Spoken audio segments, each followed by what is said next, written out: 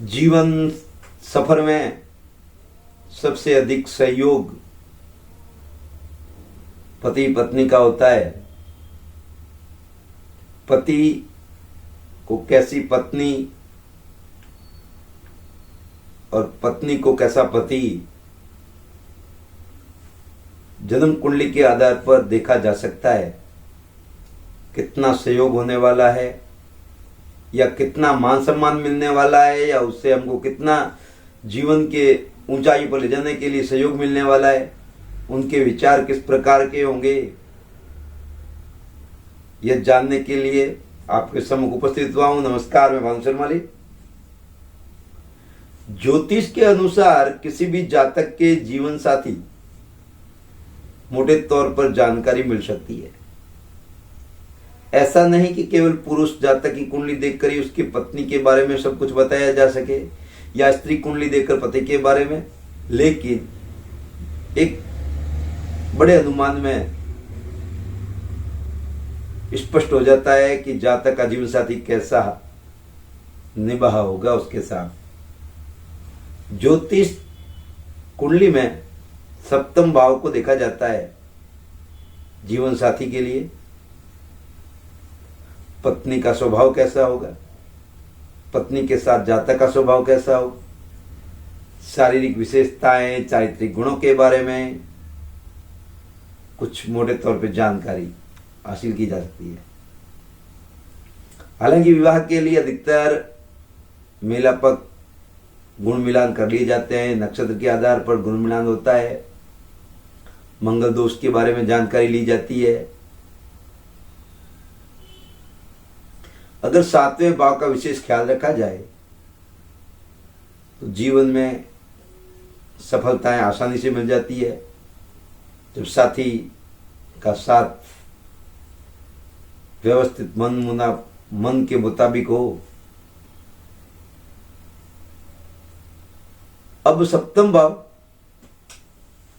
स्त्रीभिः गतः परिभवः मदंगे पतंगे। शास्त्र के अनुसार आचार्य वारामिहर जन्म लगन से सप्तम भाव में सूर्य हो तो पुरुष को स्त्रियों का तिरस्कार प्राप्त होता है, उसको मान सम्मान नहीं मिलता। केवल पुरुष जातक के लिए कहा गया है, लेकिन देखने में ऐसा आता है जातक कुंडली में भी यह अगर सप्तम सूर्य हो तो स्त्री को अपने पति का तिरस्कार, अपमान झेलना पड़ता है, उसको मान नहीं मिलता। ऐसे जातक के जीवन साथी कई बार भरी सभा में, बाजार में, मेहमानों के सामने जातक का अपमान कर देते हैं। ऐसा नहीं है कि उसका अपमान करने का उनका इरादा ही हो, लेकिन अधिकांशतः ऐसी स्थितियां बन जाती है। अपमान, तिरस्कार, उसका मान नहीं रहता। अब सप्तम भाव में सौम्य निश्चय सुखितः शरीरः कामयुतो उद्ने नित्यरुगादितः देह कृष्णो संजायते शशिन। यह चिंतामणि के द्वारा लिया गया। सप्तम भाव में चंद्रमा हो जाए तो मनुष्य नम्र विनम्र से वश में आने वाला, सुखी, सुंदर, कामुक होता है। अगर यही चंद्रमा बलहीन हो तो मनुष्य दीन और रोगी हो सकता है, उसकी मानसिक विकृति हो सकती है। अब सप्तम भाव में मंगल हो तो स्त्रियाम दारमरणम नीच सेवतम नीच स्त्री संगम। सप्तम मंगल स्थिति प्राय आचार्य ने कष्ट का कारक बताया है। सप्तम भाव में मंगल होने से मृत्यु पत्नी की ओर से कष्टकारक रही है या पति के लिए कष्टकारक रही है। नीच स्त्रियों से संबंध बन जाना, क्रोधी हो जाना, शारीरिक दृष्टि से प्रायशीन, रुग्ण, शत्रुओं से आक्रांत, चिंताओं में लीन रहता है। सप्तम बुध, सप्तम भाव में अगर बुध विराजमान हो जाए, बुद्धे दारागारम गतवती यदा यस्य जनने अवत्यम सेतिल्यम कुसुसर रघुत संविदो।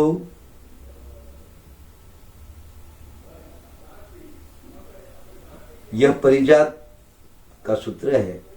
इस मनुष्य के जन्म समय में बुध सप्तम भाव में हो, अत्यंत सुंदर, मृगनयनी, स्त्री का स्वामी होता है वह व्यक्ति। यदि बुध अकेला हो तो मन को मोहित करने वाली, बहुत ही सुंदर, सुवर्ण के समान देवी दीप्यमान क्रांति होती है। लेकिन शारीरिक सुख में कुछ कमियां रह जाती है।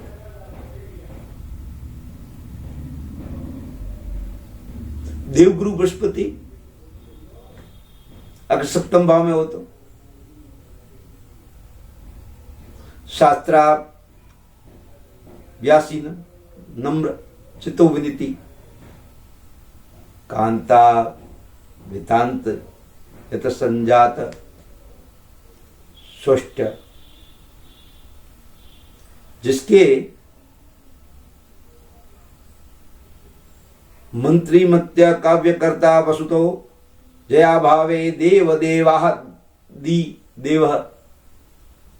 देवगुरु बृहस्पति जी के सप्तम भाव में हो जाए, जिस जातक के जन्म समय में गुरु सप्तम भाव में स्थित हो, तो वह व्यक्ति स्वभाव से नम्र होगा, अत्यंत लोकप्रिय होगा, व्यक्ति में कुछ विशेष चुंबकीय व्यक्तित्व का स्वामी होगा। उसकी पत्नी सत्य अर्थों में अर्धांगिनी सिद्ध होती है, विदुषी होती है, विद्वान होती है, सलाह अच्छी देती है, इससे स्त्री धन का सुख मिलता है, अच्छा सलाहकार होता है, काव्य रचना कुशल होती है। लेकिन दाम्पत्य जीवन में कहीं ना कहीं समस्याएं अवश्य रहती है। सप्तम भाव में देवगुरु बृहस्पति, दाम्पत्य जीवन में सब बातें होते हुए, पार्टनर अच्छा मिलते हुए भी जीवन में काफी समस्याएं, कुछ न कुछ समस्याएं अवश्य रहती है। कोई न कोई अब सप्तम भाव में पर स्त्री में आसक्त रहता है। अगर शुक्र हो जाए तो भवेत किन्नराणाम च मध्ये स्वयं कामिनी वे विदेशे रति स्यात् यदा शुक्र नामाह गतः शुक्र भूमो। चमत्कार चिंतामणि में लिया गया है, ये शास्त्र सम्मत है। जिस जातक के समय शुक्र सप्तम भाव में हो तो स्त्री गोरे रंग की श्रेष्ठ होती है, जातक को स्त्री सुख मिलता है, गान विद्या में निपुण होता है, गाने का शौकी होता है, वाहनों से युक्त होता है, कामुक होता है, परिस्थितियों में आसक्त रहने वाला होता है। विवाह का कारक ग्रह शुक्र है। सिद्धांत के तहत कारक ग्रह कारक भाव के अंतर्गत हो तो स्थिति को सामान्य नहीं रहने देता।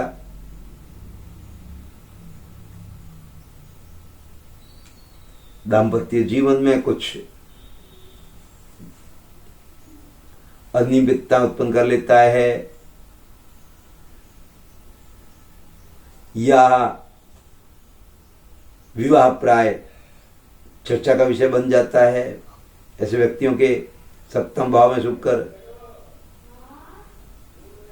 गलत रास्ते पे जाने की संभावना भी रहती है। सुंदर भी होती है पत्नी या पति, लेकिन स्वास्थ्य अच्छा रहता है, कुछ रहस्य जानने की इच्छा रहती है। सप्तम भाव में शुक्र, अब सप्तम भाव में शनि हो, न्यायाधीश हो, शरीर दोष ग्रह सकलत्र वेत्या संभोगवाद आदि दुखी, उच्च स्वग्रह गते अनेक स्त्री संभोगी। भृगु संहिता में कहा गया है सप्तम भाव में शनि कुछ शुभता की कमी लाता है, या तो विचारधाराओं में अंतर रहेगा, विवाह में देरी हो सकती है, या आयु में अंतर हो सकता है। अगर आयु दोनों की समान है तो विचारधाराओं में बहुत ज्यादा अंतर हो जाता है, वो आयु का पूर्ण कर लेता है। एक के विचार बड़े ही उज्जवल होंगे, दूसरे के विचार बड़े ही वृद्ध होंगे।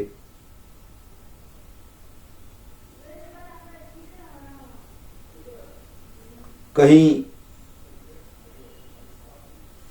दुबली पतली का अंतर हो सकता है। अगर शनि उच्च ग्रह या सुग्रह हो, जहां तक अनेक स्त्रियों की ओर आसक्त भी हो सकता है। शनि मंगल से युक्त हो तो व्यक्ति कामुक भी होता है, उसका विवाह अधिक उम्र वाली स्त्री के साथ भी हो सकता है। अब राहु सप्तम भाव में, यहां तक के समनम सप्तम भाव में भागवत हो, विवाह दो होने की संभावना,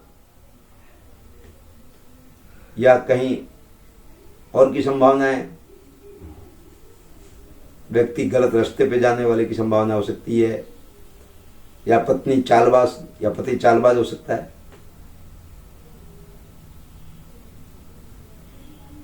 गर्विला असंतुष्ट रहता है। केतु तदुनेच्च केतो सुख नेवह मान लाभो बतादि रोग। यदि सप्तम भाव में केतु हो तो जातक का अपमान होता है, स्त्री सुख नहीं मिलता, स्त्री पुत्र आदि द्वारा क्लेश होता है, खर्च की वृद्धि होती है, राजा की अकृपा, शत्रुओं का डर, जल भय बना रहता है। जातक व्यभिचारी स्त्रियों में रति रहने वाला होता है। लेकिन केतु अगर सप्तम भाव में हो तो पार्टनर ऊंचाइयों पे ले जाने वाला भी हो सकता है, साथ में विचारधाराओं में मतभेद भी हो सकता है।